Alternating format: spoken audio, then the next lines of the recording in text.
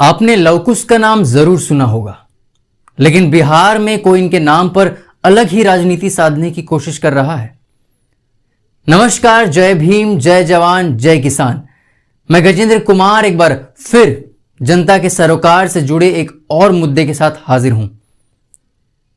यह भगवान श्री राम के दो ओजस्वी पुत्रों का नाम था, मगर बिहार के मौजूदा मुख्यमंत्री नीतीश कुमार जी बड़ी बेशर्मी से इन नामों का इस्तेमाल अपने राजनीतिक हित को साधने के लिए करते हैं।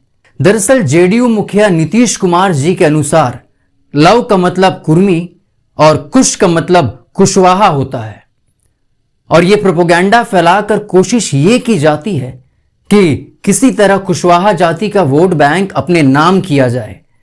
चुनाव से पहले कुर्मी कोयरी भाई भाई करने वाली नीतीश कुमार की पार्टी चुनाव जीतने के बाद इस कथन को पलटकर कोयरी कहां से आई भाई कर देती है।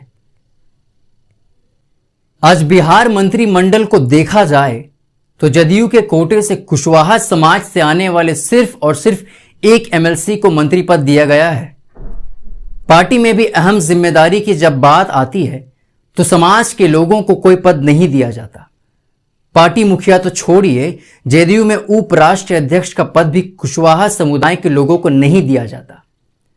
और भाजपा की तो बात करना ही बेकार है, क्योंकि इस पार्टी को हमेशा ही इस समाज का समर्थन मिला है। लोकसभा चुनाव में भी कुशवाहा समुदाय के मतदाताओं ने एनडीए को बढ़ चढ़कर अपना समर्थन दिया, मगर आज चुनाव जीतने के बाद भाजपा बड़ी बेशर्मी से इस समुदाय को भूल जाती है। आज बिहार से 3 केंद्रीय मंत्री बनाए गए हैं, मगर दुख की बात यह है कि इनमें से कोई भी कुशवाहा समुदाय से नहीं आता। आखिर क्यों? वहीं 1990 में लालू जी ने अपने दल से जीते 6 कुशवाहा विधायकों में से 5 को मंत्री पद से नवाजा। 1995 में अपने दल से जीते 15 विधायकों में से 9 को मंत्रिमंडल पद में शामिल किया। चंद्रदेव प्रसाद वर्मा को भारत सरकार में मंत्री बनवाया। 2000 के चुनाव में अपने दल से जीते 11 कुशवाहा विधायकों में से 7 को पुनः मंत्री बनाया। लालू प्रसाद जी ने पिछड़ों और शोषितों का प्रतिनिधित्व करते हुए बिहार की राजनीति की बागडोर संभाली थी। तब कुशवाहा समाज में स्वर्गीय चंद्रदेव प्रसाद वर्मा, स्वर्गीय तुलसीदास मेहता, स्वर्गीय शिवचरण मेहता, इंद्रदेव प्रसाद भगत, अगलू राम महतो आदि के रूप में खूंटे की तरह खड़ा होकर उनका साथ दिया था और सत्ता में अहम भागीदारी निभाई थी। वहीं आज स्थिति विपरीत हो चली है, जहां राजद में कुशवाहा समाज से आने वाले आलोक मेहता जी राष्ट्रीय महासचिव होने के नाते पार्टी के अहम चुनावी एवं गैर चुनावी फैसले लेते हैं, तो वहीं दूसरी ओर जदयू में सिर्फ नीतीश कुमार जी की बात का मान रखा जाता है। सत्ता में आने के बाद नीतीश सरकार ने न तो कुशवाहा समाज के लिए नौकरियों में रिक्ति निकाली और न ही उनके रोजगार के लिए कोई उपाय किए।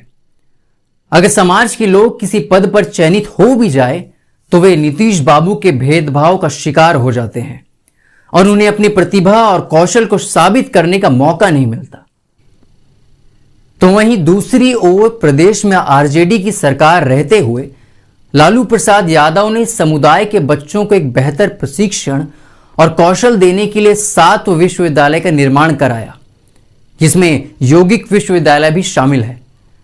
कोशी थर्मल प्लांट और कहलगांव थर्मल प्लांट का निर्माण कराते हुए समुदाय के लोगों की मूलभूत सुविधाओं का ख्याल रखा और इन्हीं प्लांट्स में उन्हें नौकरी दी गई। राज्य में विभिन्न कला केंद्रों जैसे भोजपुरी साहित्य अकादमी का निर्माण कर समाज के लोगों को अहम जिम्मेदारी देते हुए इनकी बढ़ती भागीदारी सुनिश्चित की। नीतीश सरकार के रहते हुए कुशवाहा समुदाय के मेहनती और कर्मठ लोगों पर अत्याचार की संख्या बढ़ी है। चाहे वो औरंगाबाद के छोटू कुशवाहा की हत्या हो या गोपालगंज के रामाश्रय कुशवाहा की हत्या, सरकार ने हमेशा इन मुद्दों पर चुप्पी साधी और उनके परिवार को न्याय के लिए तरसा दिया। न्याय की उम्मीद छोड़िए, नीतीश सरकार का एक मंत्री उनसे मिलने तक नहीं आया। वहीं राष्ट्रीय जनता दल ने चुनाव जीतने के लिए कोई नारा भले ही ना दिया हो, मगर कुशवाहा समुदाय के विकास और अधिकारों के लिए हमेशा आवाज उठाई है। 2012 में औरंगाबाद के छोटू कुशवाहा के लिए न्याय मांग रहे प्रदर्शनकारियों पर पुलिस कार्रवाई का विरोध हो या सिवान में आंदोलनरत कुशवाहा अधिकार आंदोलन समिति के सदस्यों की गिरफ्तारी का विधानसभा में विरोध का मामला हो, आरजेडी ने हमेशा ही कुशवाहा समाज का साथ निभाने का काम किया है। पिछले वर्ष गोपालगंज के युवा और जुझारू शख्सियत रामाश्रय कुशवाहा की हत्या में शामिल सत्ता संरक्षित गुनाहगारों को सजा दिलाने के लिए उनकी पत्नी अनशन पर बैठी थी। तब आरजेडी नेता तेजस्वी प्रसाद यादव ने उन्हें जूस पिलाकर उनका अनशन तोड़ा और अपनी बहन को न्याय दिलाने के लिए पूरे विधानसभा में आवाज उठाई। नालंदा में कुशवाहा समाज के मेहनती और कर्मठ बैंक मैनेजर जयवर्धन कुमार की हत्या कर दी जाती है और आज तक न्याय नहीं मिलता। आज कुशवाहा बाहुल्य क्षेत्रों में इंफ्रास्ट्रक्चर या यूं कहें मूलभूत सुविधाओं की कैसी घोर कमी है, यह हम सब भली भांति जानते हैं। सासाराम आज भी अच्छी सड़कों और स्वास्थ्य सुविधाओं की राह देख रहा है। आज भी क्षेत्र के बच्चे पढ़ाई के लिए क्षेत्र छोड़कर जाने को मजबूर हैं। तो वहीं दूसरी ओर राज्य सरकार सारे इंफ्रास्ट्रक्चर का काम नालंदा में शुरू कर रही है। इस वीडियो के जरिए हम सरकार से पूछना चाहेंगे कि जो modern Nalanda university, medical college, police institute, अंतर्राष्ट्रीय क्रिकेट स्टेडियम और आईटी पार्क नालंदा में बने या प्रस्तावित हैं, क्या उन्हें सासाराम या किसी अन्य कुशवाहा बाहुल्य क्षेत्रों में नहीं बनाया जा सकता था? जिस हक से आप कुशवाहा समाज का वोट मांगते हैं, तो उसी हक से आपको उनके लिए एक बेहतर विक्रय व्यवस्था स्थापित करनी चाहिए थी, जिससे उन्हें अपनी उपज का सही और उचित दाम मिल सके। दिन रात खेतों में मेहनत करने के बाद जब वो अपने उपज मंडी लेकर पहुंचते हैं, तो बिचौलियों के लिए शोषण का शिकार हो जाते हैं और उन्हें अपनी मेहनत का सही मेहनताना नहीं मिलता। कुमार समुदाय के लिए चिंतित होते तो खुद मुख्यमंत्री बनने पर उप मुख्यमंत्री का पद अपने भाई यानी कुशवाहा समाज के नेता को देते, मगर सत्ता के इतने वर्ष होने के बावजूद ऐसा सुनहरा मौका आज तक नहीं आ सका।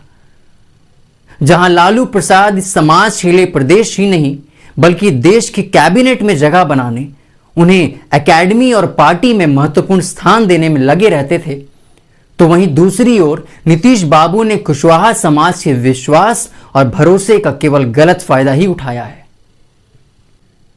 हमारा बिहार हमेशा से राजनीति में सक्रिय रहा है और प्रदेश ने देश को कई जेपी जगदेव बाबू और तुलसी कुमार मेहता जैसे महान नेता दिए हैं, जिन्होंने अपना पूरा जीवन वंचितों को समर्पित किया।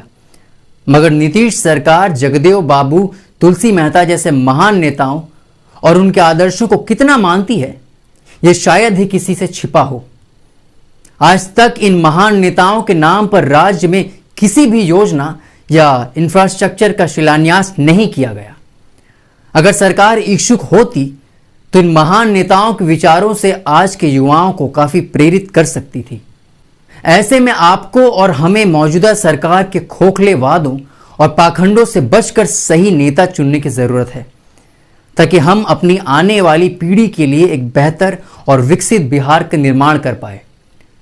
आज भी पीड़ित न्याय पाने के लिए आरजेडी के सत्ता में लौटने का इंतजार कर रहे हैं। अगर आपको हमारी ये रिपोर्ट सार्थक लगी हो तो लाइक करें, इससे हमें आगे बढ़ने की प्रेरणा मिलेगी। कमेंट्स में अपने सुझाव देना ना भूलें और सबसे जरूरी बात ये कि इस वीडियो को शेयर करने की जिम्मेदारी ईमानदारी से निभाएं। याद रखिए, इस आवाज को हर किसी तक पहुंचाने की बेहद जरूरत है।